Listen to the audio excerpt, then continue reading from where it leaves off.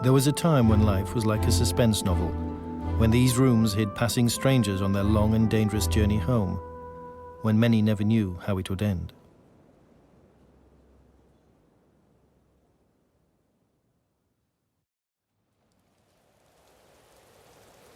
It was a wet winter's night when yet another group arrived at a farmhouse in an isolated valley. They would not be the first to come, but they would be the last. We had to walk, and it rained the whole time. It got very wet. Anyway, when we got to the farm, there was a nice fire there, and we got dry in front of the fire, and we had hot soup. All of them were there together for different reasons. To survive, to escape, to help. But they all wanted the same thing, to avoid being captured.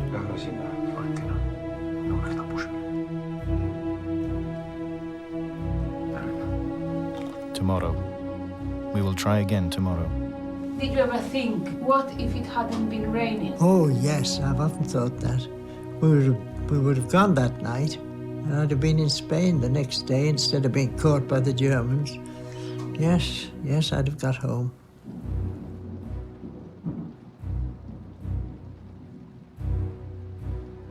I see them. Stanley's story began a few months earlier, when he was returning from a reconnaissance mission over occupied territory.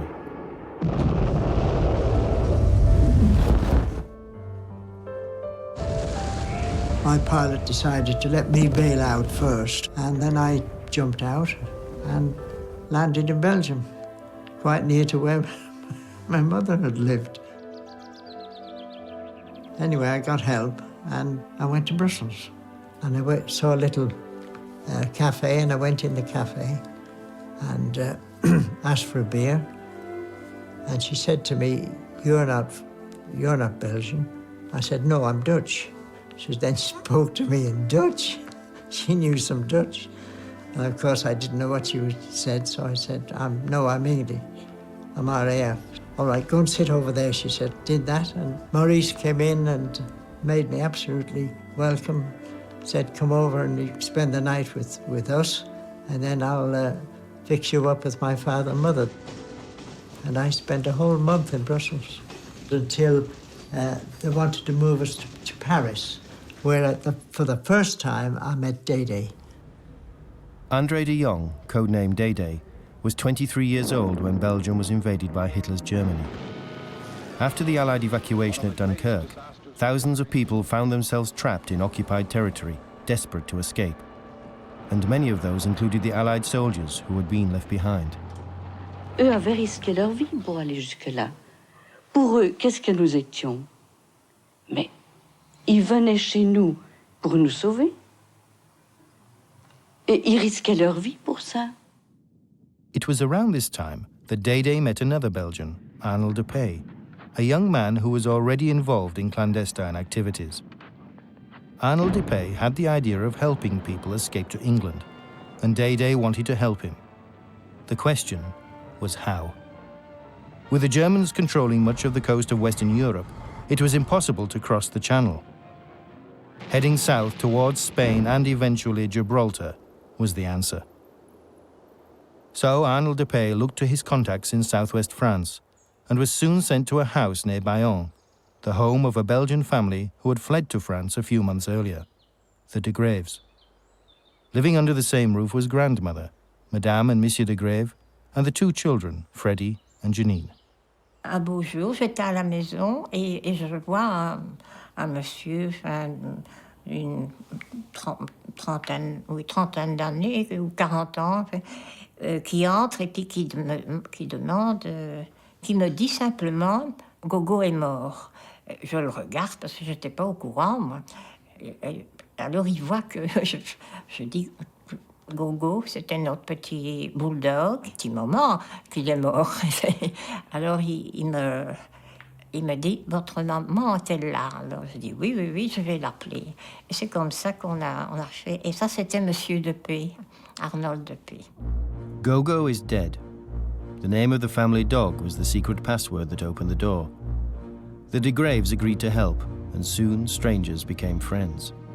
In the summer of 41, Day and Arnold Depay set off from Brussels with another group of escapees. However, Arnold Depay was immediately caught by the Germans, and Day was left to carry on the journey to the south. She managed to make it all the way to Spain. In Bilbao, Day showed up at the British consulate to ask for help, but the British were suspicious. Who was this young woman who claimed to have travelled from Brussels to Bilbao with 3 escapers? On her own? It took a while to confirm that Day really was part of a network of helpers across Belgium and France. It was then that the British realised how useful this young Belgian woman could be for the war effort. Back in London, the intelligence services had formed a new section called MI9. It was run by a small group of British officers, many of whom had direct experience of escape. MI9 was formed at the beginning of the war, and its primary function was escape and evasion, to try and organise for airmen who'd been shot down in occupied Europe to get back to the UK. My father got involved in MI9 when he returned to the UK in about 1941. He was wounded at Dunkirk. I always got the impression he was one of the first people to start working on this escape and evasion, on that section of MI9. They were there to help the lines, to give them information, and then deal with people who came back. After they had agreed that Dede could work and bring over these escapees from occupied Europe, I think the one condition was that she try and bring over as many airmen as she could. I think that's what they really wanted. The British had a problem, and that was that Allied airmen were crashing into occupied territory and had few means of escape on their own. Confirm that one, Mike. He's burning. If a series of people could help them cross down from Northern Europe, across France and Spain, all the way to Gibraltar, where they could get back to England, then the British would support them by whatever means. The Comet Line was born. The sole interest and demand was to know the steps to be taken to avoid capture. Obtain help from a friendly inhabitant. Friendly inhabitant. Within months, hundreds of people became part of the Comet Line. A vast network of helpers of all ages and background that included entire families, from grandparent to child. The desire to help was universal. If an airman was lucky enough to fall into the hands of Comet, he was often surprised to find himself faced with a young teenage girl. Many came from families whose parents were already part of Comet, and now their daughters wanted to join. The line would begin in Belgium with girls like Elsie. A man came to see if we were suitable, if the house was okay for having people. He said, next time you'll have the visit of a young girl. And this young girl was André de Jong. Right from the beginning, as soon as we had men at home, I was busy, helping with little things, like buying the necessary things for the men, like comb, brush, razors, things like that. Also in Brussels was Nadine. Quand les Allemands ont occupé, je n'ai pensé qu'à une chose, c'est à faire quelque chose contre eux. Et c'est vrai qu'au début, j'ai fait des enfantillages. Par exemple, quand je rencontrais un soldat allemand, je faisais comme ça. Or, j'aurais pu me faire arrêter pour des bêtises pareilles. Et puis, très vite, M. de Jong est arrivé, mais ma sœur n'était pas là. Mais il y avait maman et papa. Et alors, ils ont discuté, et M. de Jong m'a dit tout de suite, « Mais est-ce que tu pourrais pas m'aider ?» If the airmen needed help in Paris, there was Diane. Quand je suis rentrée dans Comet, j'avais 17 ans. J'arrive un jour à la maison, après mon école, et qu'est-ce qui se passe? Je vois ma mère qui s'en va par la porte de service et qui parle en anglais avec des messieurs. Je dis, mais qu'est-ce qui se passe là? On parle anglais.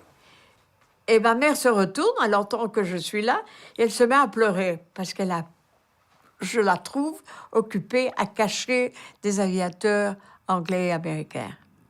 Et je dis, ben non, dis-moi, je voudrais voir pour qui tu travailles. Alors, il m'a engagée comme guide. Et ça, j'étais heureuse parce que j'allais travailler avec ma mère, elle hébergeuse, moi guide. Et c'est comme ça que je suis rentrée dans Comet. Discover the past with exclusive history documentaries and ad-free podcasts presented by world-renowned historians, all from History Hit. Watch them on your smart TV or on the go with your mobile device. Download the app now to explore everything, from the wonders of ancient Pompeii and the mystery of the princes in the tower to the life of Anne Boleyn and D-Day. Sign up via the link in the description. And in the far southwest of France, even the daughter of Madame de Grave, 15-year-old Janine, decided to get involved. C'est alors que est venu donc le besoin pour l'aider, d'avoir quelqu'un pour l'aider pour voyager avec elle. Et c'est alors qu'ils ont pensé à moi aux périodes de congé, parce que j'étais forcément au lycée, moi. By the end of 1941, if an airman crashed in Northern Europe, all he had to do was find someone who could put him in touch with a helper from the Comet line. Les Allemands annonçaient le matin à la radio les avions qu'ils avaient abattus la nuit. Et alors en plus, ils disaient le nombre de prisonniers qu'ils avaient fait et le nombre de morts qu'on avait trouvés. Il suffisait de 2 soustractions et on savait le nombre de gens perdus et qu'il fallait retrouver. On savait dans quel village, à peu près. C'était très facile, c'était très bien organisé, ils nous ont beaucoup aidés. It was easy to find the airmen, but not so easy for the airmen to find a willing helper. Bob Frost was a gunner in a plane that was shot down over the Belgian countryside. We crashed in an aircraft and survived, and I came on the outskirts to a farmhouse, and I just liked the look of the place, and I went and knocked at the door. There was a light. I went into the farmhouse in Capellen, east of Brussels, and I stayed there for 3 or 4 days, and I was taken, still wearing my uniform, to a small town in the direction of Brussels. I stayed with them for a few days and was then taken by tram to Brussels. We had to first go into villages and try and find the teacher or the priest and just speak ordinary conversation with them and then try and see of what ward they were, if they were on the German side or not. And that way, we said that we asked that if ever they heard of airmen falling round about their village, that they would let us know. From all across Belgium and Holland, airmen would be brought down to Brussels. Et alors au début, M. de York me demandait de faire des missions à Bruxelles pour lui. Aller chercher des vêtements là pour les porter à des logeurs, et puis aussi de l'argent. J'ai été à Lille aussi parce que je devais chercher des cartes d'identité vierges. In the byways and the lanes, every stranger is challenged and identified. And I was a seaman, so I was obviously working with the Germans to a ship in Bordeaux. And so I was going back to my ship if I was arrested. Other airmen, such as Stanley, found themselves spending Christmas a long way from home. When I was with Morris, I used to go to a cinema. I went to a football match at Anderlecht. And then we had a wonderful Christmas dinner at his apartment. And I spent a whole month in Brussels. They kept us in Brussels until they wanted to move us to Paris. We only stayed there 2 nights. But Dede was based in Paris then. She wasn't in Brussels anymore. She thought it was too dangerous. So she and her father had moved to Paris and operated from there. And I was met there and taken to a house, well, it was a shop actually. They had a bedroom there. There was a brother and sister that used to run this shop, and they kept me for about 2 nights. I remember going to the cinema one night with them. They always looked after us very well. Et il y avait certains pilotes qui, eux, ne comprenaient pas. Ils croyaient que prendre un train jusqu'à Paris, et ce serait fini. Combien voulaient arriver à Paris, qu'ils logeaient chez ma mère, combien voulaient sortir dans Paris by night. Ils n'avaient aucune notion de ce que c'était. Life was difficult. There was a curfew. You had to be indoors by a certain time each night, and you couldn't go out in the morning until the curfew was lifted. And if a German soldier was walking on the pavement, you walked in the road. From Paris, they headed south, a journey fraught with dangers. One of these was keeping the airmen from accidentally speaking in their own language, something that would quickly reveal who they were. When we were on the train going from Paris to Saint-Jean-de-Luz, the train was overnight and it was full. Dell woke and saw a lady standing in the corridor, opened the door and said, "Say, ma'am, would you like my seat?" And she said, "Thank you," in English, and sat down. And we all waited and thought somebody would have heard, and Janine didn't move at all. She remained absolutely calm.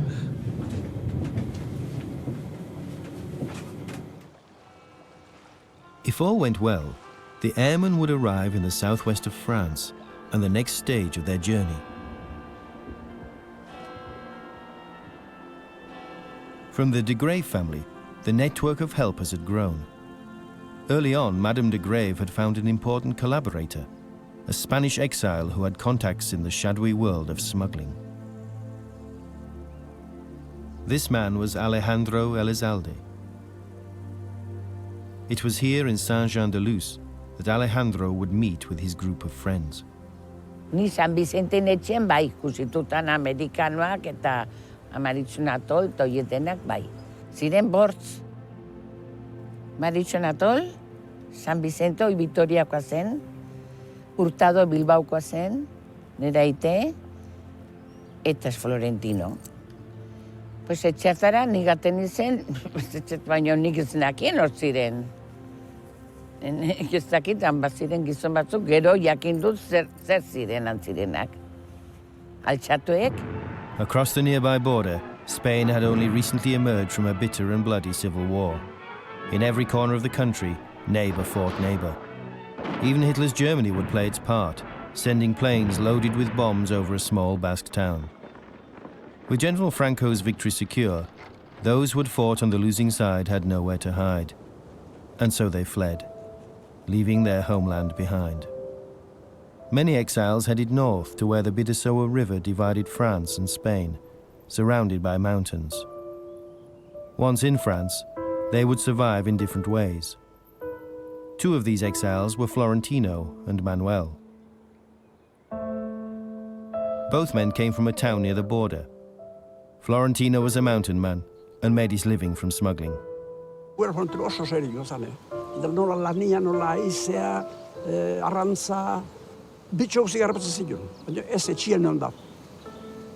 Florentino martxa ez zegoen ezautzeik eta horri seikatzean ibiltzeik eta Florentino ez dugu beti laundu jo eta molestatu zeman eta gutxi jotan nahi jo.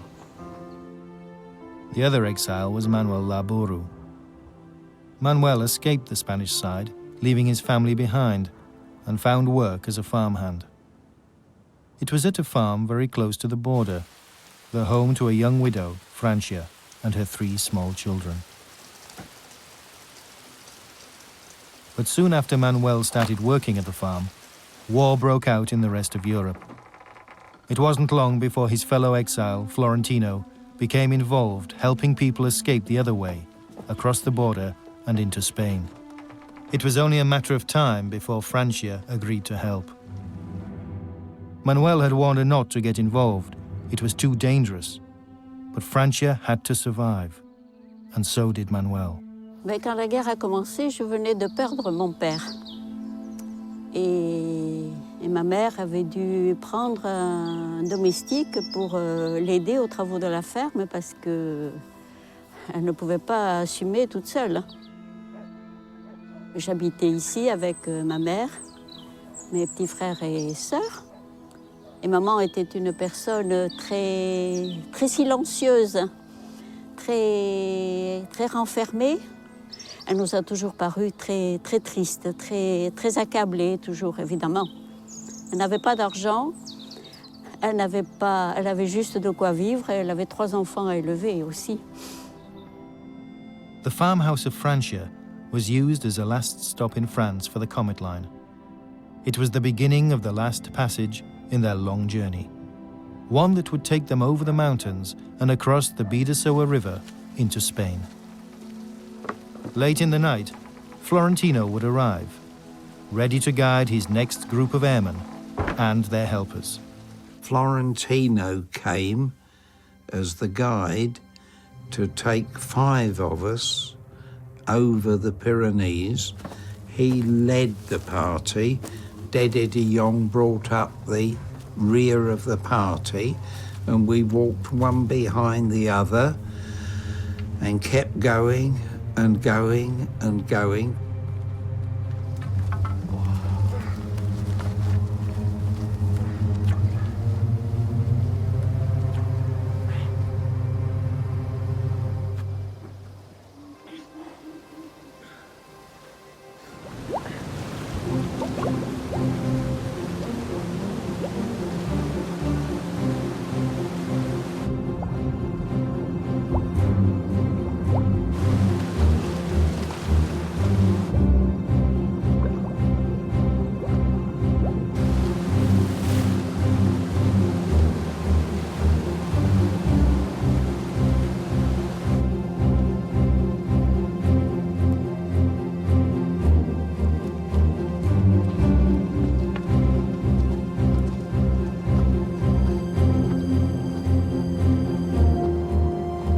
We all got together in a heap on the other side.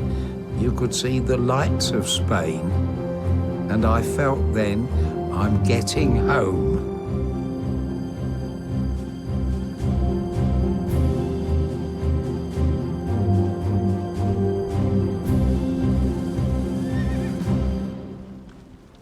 They had traveled for hours through the night, cold and wet from crossing the river.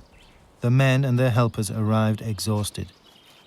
There were still 30 kilometers left to their next destination, San Sebastian. But in between were numerous houses willing to provide some food and rest, despite the risks. Uteko atekia 7 urtekin, eta nahi prueba itxemezketen, hola...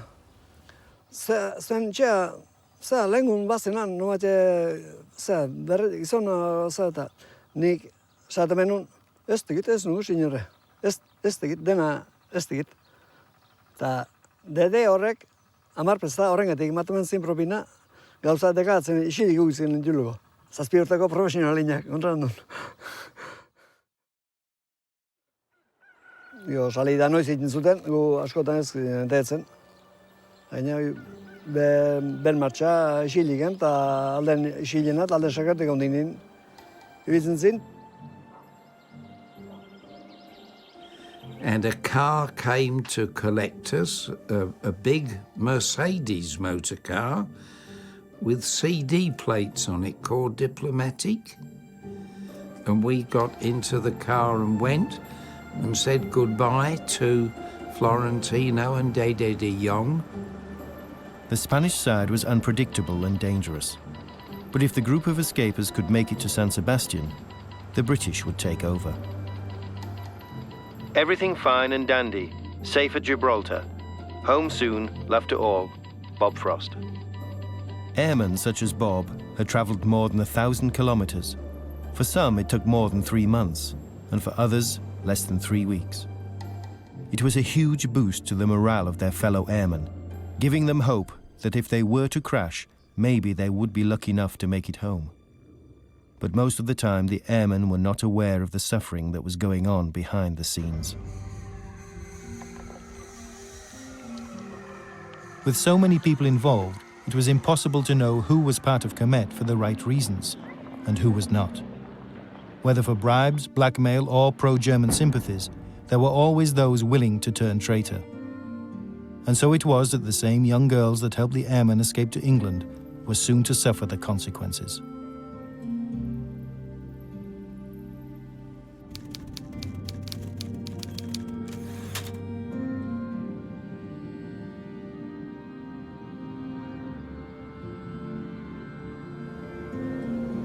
Je me suis sentie en danger depuis le début que je faisais ça, hein. Pas plus à ce moment-là. Je savais que mon tour arriverait aussi, il n'y a rien à faire, voilà. On dormait tous et tout d'un coup, la porte s'ouvre et on entend « police allemande ». Je dois dire que le réveil était plutôt brutal. J'ai jamais levé mes mains. J'aurais pas pu lever mes mains pour un empire. Et je riais, évidemment. Je riais jaune peut-être, mais je riais. Nadine, Elsie and Diane were of many who would be arrested. Just as those in Comet used disguises and false identities to avoid getting caught, so the Germans used the same tricks. Au début, on dit si je suis arrêté. Mais au bout de très peu de temps, on dit quand je serai arrêté. On dit quand je serai arrêté, tu feras ceci ou ça. On dit quand. Parce que tout le monde sait qu'on le sera. Mais alors je me suis dit, quand même, il faut quelqu'un qui puisse me doubler. Absolument. Et alors j'ai envoyé ce message à Nemo, à Jean Grindel. Et il m'a envoyé Franco. Jean-François, codename Franco, seemed the ideal man for the job. Jean-François avait des cheveux marron foncé et il avait un teint d'espagnol, un teint mat. Et c'est vrai qu'il avait le type espagnol. Donc passer les Pyrénées pour lui était plus facile que pour quelqu'un d'autre. From Paris to the Pyrenees, Franco would become Day-Day's right-hand man. And so it was that in January 1943, they accompanied 3 airmen, one of whom was Stanley Hope, all the way to the next stage of their journey, a hiding house in Bayonne. I don't remember who took me to the house where I stayed overnight. I think it was a girl, a young girl, I think. Je reconnais que quand vous avez 15 ans et qu'il y a une aventure aussi prodigieuse qui vous arriver, j'étais trop jeune pour réaliser l'étendue des dangers. Moi, je ne voyais que le côté Far West de la question, si vous voulez. Mon travail consistait à les récupérer, ainsi que Janine de Greff, d'ailleurs, en gare de Bayonne, où ils arrivaient le matin par le train de nuit. Et à ce moment-là, le problème, c'était de leur faire traverser la redoutable épreuve du pont Saint-Esprit. I think we got the train to Saint-Jean from Bayonne, and then we got out and we walked. And it was late in the evening, and it was rained the whole time, I remember that. And we just walked along some track up to the farm.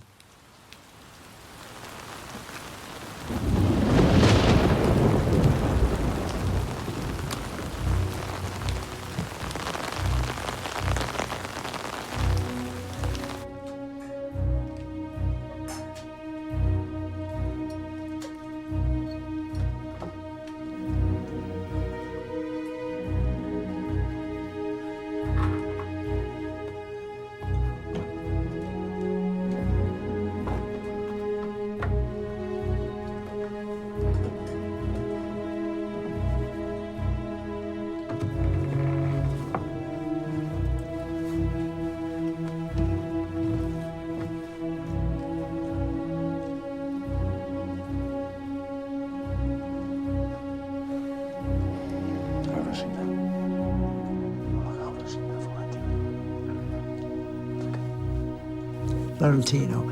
He came in and the weather had been very bad. It rained all the time. And he said the river was overflowing. It was very bad. And he would come back, we'd stay there overnight, he'd come back the next day and let us know if the river had gone down, because we had to ford the river. So he went off and we stayed the night.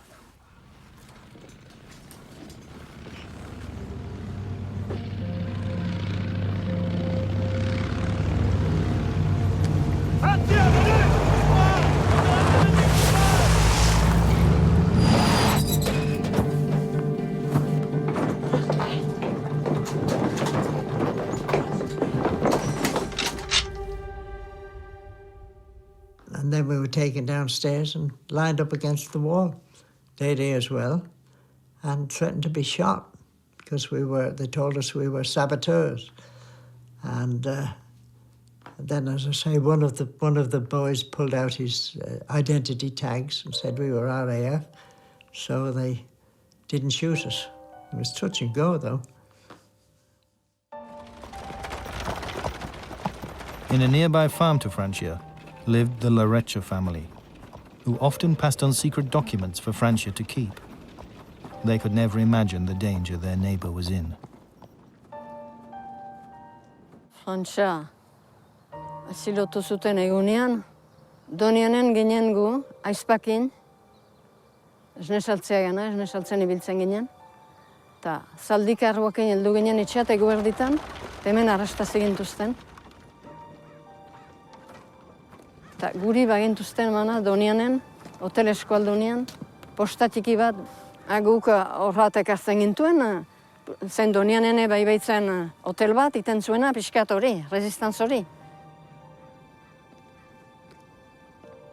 Eta niri zitzaiten deusik goatu, aurra bain nintzen, zaiten deusik goatu, postarekin, izaten algin duela, deus trabik. Uruski ez gintuzten bilatu karrua, alemanek. Uruski,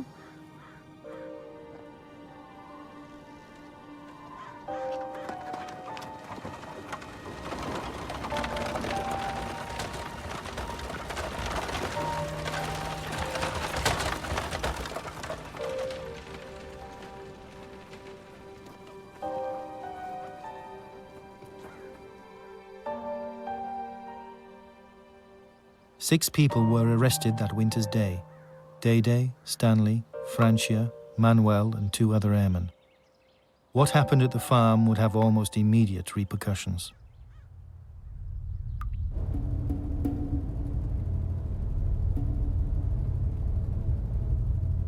Alors donc, nous savions que nous étions en danger. L'arrestation du Rugne a eu lieu le 15 janvier, autant que je me rappelle. Nous avons su quelques jours plus tard, par l'intermédiaire de Dédé, qu'il y avait au moins 2 gars qui avaient parlé. Parce que les Allemands avaient pris un principe très simple, ils baladaient les gars dans les rues de Bayonne jusqu'à qu'ils arrivent à leur dire où c'est qu'ils étaient passés. The Germans had managed to track down Lulu and her parents, and they were arrested. Within weeks, they were put on a train heading for Paris. Et au bout de 8 jours, nous sommes partis sur Paris. Nous étions tous ensemble, on avait tous suivi. Il y avait mon père, évidemment, ma mère, moi, Francia Sandisaga, son valet de ferme Larsebal, les 3 pilotes qui avaient été incarcérés, nous étions tous ensemble. Toute l'affaire, les principaux acteurs de l'affaire étaient là. Oh yes, we travelled up together, but they kept us apart. We weren't allowed to talk to each other. I tried to talk to Bill Greaves, and they stepped in and said, shut up, you know, you weren't allowed to talk to each other. And Dede, as I say, she was separate as well. She just did that to us, you know. She couldn't speak.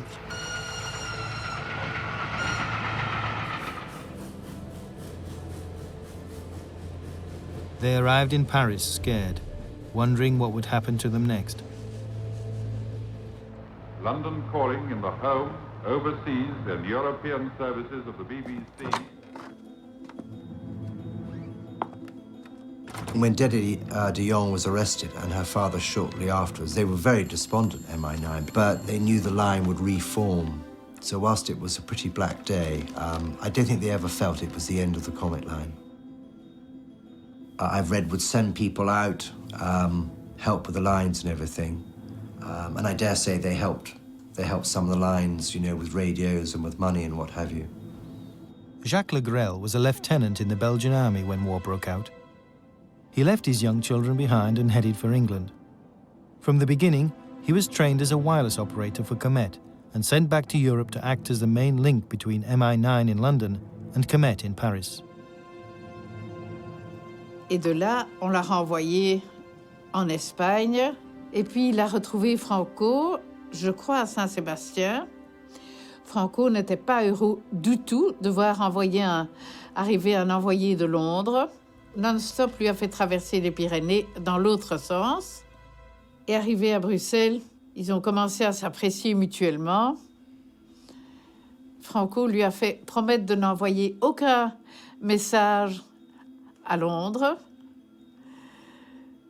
Et à partir de ce moment-là, ils ont été les plus grands amis du monde. The Comet line kept going. Each wave of arrests seemed to have the opposite effect. When one person disappeared, another would take their place. And so it was that Franco and Legrel found themselves working alongside a new generation of helpers at a time when Comet was needed more than ever. C'était une époque où les bombardements anglais ou américains ont augmenté très fort. Donc il y avait une abondance de pilotes. Et tout était réglé de Bruxelles et Paris. Chaque secteur avait un chef. Jacques Legrel à Paris, Jean Sarment à Bruxelles, moi-même ici dans le sud. Et tout ça était coordonné. Il y avait une sorte d'agence de voyage que nous avions organisée. With the arrest of her sister Nadine and their parents, Michou Dumont was the only one in the family to continue their work in Comet. Depuis l'arrestation de mes parents, c'est moi qui faisais la liaison avec le graveur, qui était un hébergeur en même temps, c'était M. Pirard. Mais moi, ce que je vais faire, c'était les conduire, aller voir si ça allait, aller payer de l'argent pour nourrir les aviateurs. Et c'était une occupation continue. Donc, moi, je partais le matin de chez moi, et je rentrais à 6 heures du soir. J'étais une petite fille, hein, alors il y avait beaucoup de gens qui étaient gentils pour moi, alors j'en profitais. It was a new morning in the south. It had been 2 years since the de Grave family began leading a double life, and Tante Go was busy with her work overseeing the smugglers and Basque helpers, who, according to her, always had to be held in hand. The Belgian woman might have considered the local helpers as unruly, but despite the constant arrests on both sides of the border, there was never a shortage of helpers willing to keep the line going. One of these was Florentino, who decided to return to the family who had seen what happened that day at Francia's farmhouse. Egun batzuen buruan, Florentino etorri zen gue burasueri galdetzea teian handik pasatzen altzen. Eta bo, zen aizu erratia, burasuek, baietz arantzioten. Eta gero hortik pasatu zien urte batez.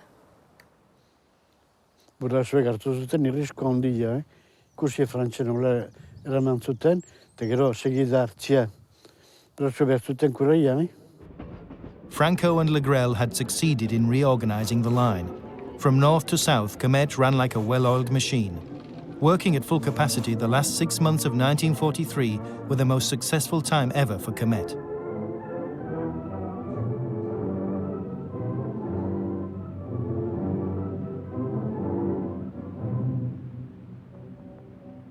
However, for every one airman who escaped, 10 helpers would be arrested.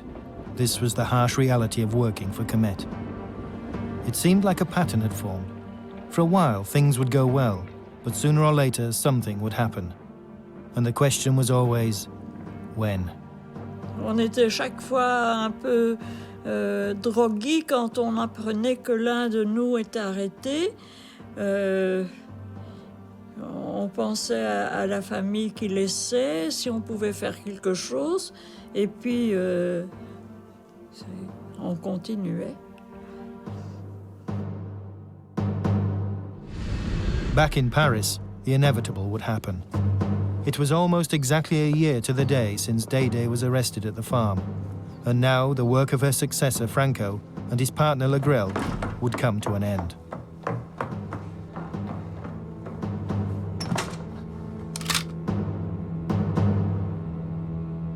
Franco was brought to the Gestapo offices in Paris, where he saw Legrel had already been interrogated. Il a été affreusement torturé à la rue des Saussets. Au moins 3 ou 4 fois, il s'est senti réellement mourir. Oui. Et mourir comme on raconte dans les histoires, on voit un grand tunnel avec une lumière au bout. Now it was Franco's turn to be interrogated, and he was scared. Suddenly, Franco had an idea. He remembered the night, it was Christmas Eve, when he was helping a group escape across to Spain. A group that included the chief of the Brussels sector, a man codenamed Jacques Cartier. The river was overflowing, and they thought they could make it. But halfway across, gunshots rang out, and in the panic, Jacques Cartier was swept away to his death. Franco thought of a way out for himself. Et ils m'ont dit, mais qui est votre chef? J'ai dit, mais Jacques Cartier. Et ils m'ont dit, où est-il? Mais il est mort. Il était mort donc à Noël, dans le fleuve. Et alors ils m'ont dit, vous mentez. J'ai dit, ça va être difficile, téléphonez en live. Et on vous dira, les douaniers allemands vous diront qu'on a trouvé 2 cadavres dans la BSOA le jour de Noël. Everything Franco told the Germans seemed to be true. 2 bodies had been found on the banks of the river. The first turned out to be one of the airmen, a young American. The description of the other matched that of a 50-year-old Belgian man, Antoine Dorcel, codename Jacques Cartier. Le double de mon âge, automatiquement, c'était lui qui était le chef. J'étais sauvé par la mort de mon ami. Il a employé exactement le même argument que Franco. Il a mis toute la responsabilité de l'organisation de la ligne sur le dos d'Antoine Durcel. Eux savaient qu'Antoine s'était noyé dans la Bidassoa. Les Allemands l'ignoraient. Donc, en mettant toute la responsabilité sur le dos d'un mort, ils espéraient peut-être pas sauver totalement les choses, mais au moins retarder les recherches et les arrestations. Et c'est là qu'a eu lieu le procès tout à fait officiel. Ça a été une cour militaire. Et tout ce groupe de condamnés à mort a été emmené en Allemagne. On n'a jamais su pourquoi ils n'ont pas été exécutés. Within 6 months of their arrests, the work of Comet was finished. With the Allied landings and many of the French railways bombed, the decision was made to abandon the escape route to Spain. However, with their work done, many of the helpers decided to escape themselves. Ça, nous ne savions pas, mais nous sommes partis le jour du débarquement. Exactement, donc le 6 juin, pendant la nuit. Et c'est comme ça que nous sommes arrivés à Madrid avec maman. Et là, nous avons retrouvé Michou et Monique Anotte, qui étaient là déjà, qui nous avaient précédés. They had made it to the British Embassy in Madrid, but it was to be a bittersweet reunion. On était heureux, hein. C'était la fête, hein. Mais bon, on ne savait pas que ça allait durer si longtemps. Mais voilà. Parce que après le débarquement, il a encore fallu longtemps avant que toutes les familles soient réunies, hein. Ça a duré longtemps. For all of those left behind, It was always a question of how long would they have to wait for liberation, and more importantly, would they be able to last that long? Whereas the airmen were sent to prisoner of war camps, their helpers were treated differently. They would end up in concentration camps. Day was in Ravensbrück, and Nadine was in several concentration camps. Yeah, they had a terrible time. I didn't exactly enjoy my solitary confinement. I did 114 days solitary. But I managed to keep sane. I don't know how. Ma maman a été prise pour aller déménager avec la DSS. Et au bout de 2 jours, elle était déjà à la fin. La gardienne de son baraquement à elle m'a fait sortir. Et j'ai dit non, je veux rester encore un peu près de ma mère. Alors, pour me punir, elle m'a fait porter ma mère dans le washroom, dans les toilettes, à mettre sur tout le tas de cadavres qui étaient là. Moi, je sais que je n'aurais pas passé un hiver, comme ce que nous vivions, c'était fini. Et beaucoup comme moi, qui étaient des filles qui essayaient de tenir le coup en toute lucidité, en disant on tiendra le coup jusqu'à l'automne, mais l'hiver prochain, il y en aura 80% qui seront mortes. J'ai été arrêtée en janvier 1943 et on n'avait pas cessé de me dire tous les jours je serais fusillée. Et nous étions en fin mars 1945. On est habitués. On était habitués et on était complètement résignés. In Remsdorf, 6 women were found alive among thousands of corpses. The day had finally come. For many, they had entered Kemet as idealistic young people, but now, as they returned to their lives, their memories would always stay with them. Papera baut handik igorrie ze kilo kintorri zen txera. Hiltzen 46an eta 44kin ikuste torri zela kanpo de konzentrazionetik. 2 urte bakarrik, zergatik arronte eritorri ziren, denak, J'ai des photos de lui, tout maigre devant la porte de notre maison. Oui, je ne sais plus combien il pesait, mais 35 kilos, 36 kilos, enfin c'était... Et comment avez-vous fait pour vous adapter à une vie normale?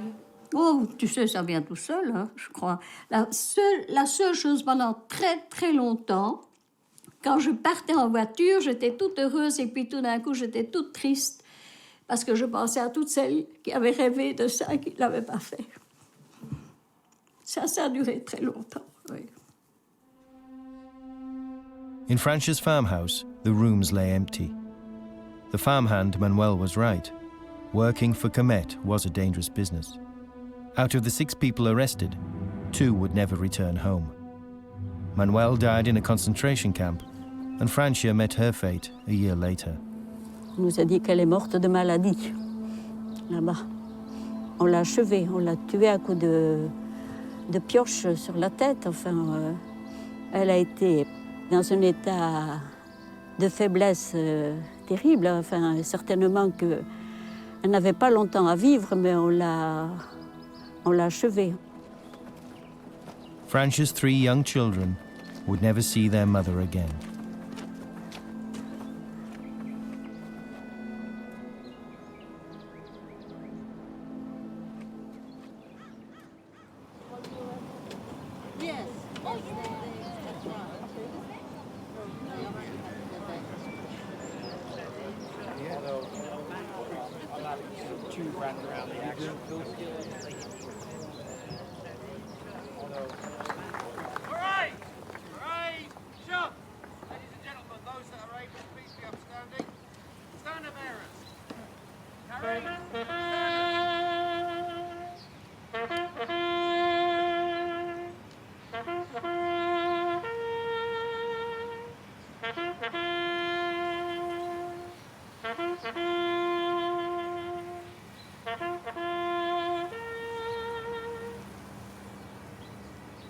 They shall not grow old As we who are left grow old, age shall not weary them, nor the years condemn. At the going down of the sun, and in the morning, we will remember them. Et après coup, pensez-vous que tout ça en valait la peine? Absolument. Absolument. Nothing else counted at that time. J'espère que ça en valait la peine, qu'il y a eu des gens qui ont été malgré tout sauvés des prises des Allemands.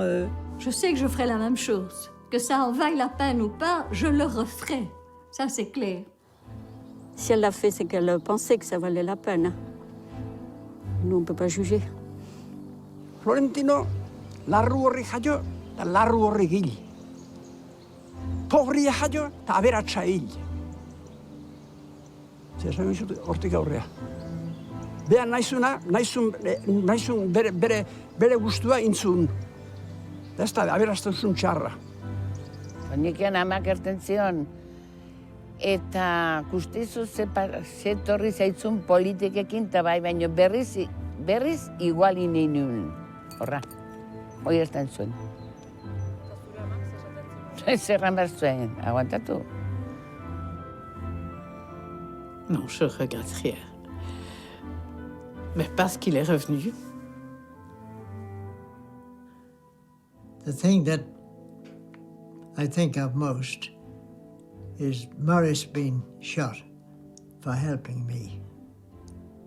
They wanted to know more about where I'd stayed in Brussels, and they already had a good idea because I'd kept the address and I had it on me, and that was stupid. His grave's in Brussels. I've been to his grave, and I always regret that he suffered because of me. He helped me, and he paid the price for it. I'll never forget that, never.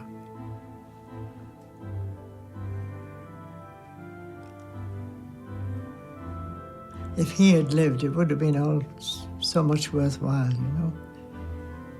He didn't.